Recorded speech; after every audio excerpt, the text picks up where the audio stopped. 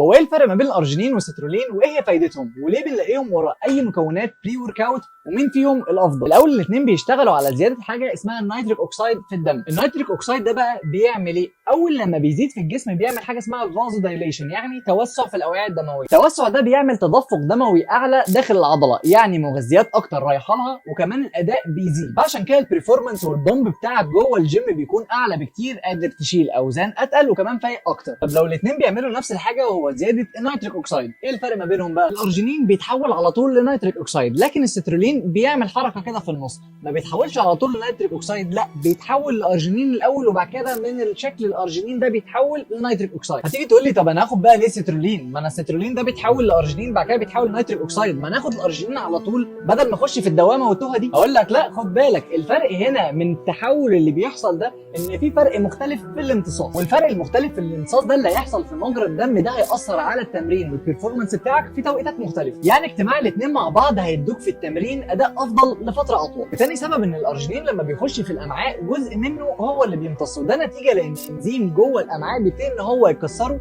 فجزء قادر يخش مجرى الدم وجزء تاني جسمك ما بيعرفش يستفاد منه، وعشان كده بيحطوهم في اي بري ورك اوت عشان يدوك اكبر قدر من الافاده لاطول وقت. عرفت انهي فيهم الافضل؟ اكتب لي تحت في الكومنت. ممكن تستخدم البرومو كود ده سي ماجد 5 عشان تاخد اعلى خصم من اي منتجات انت ممكن تجيبها من ايفيت.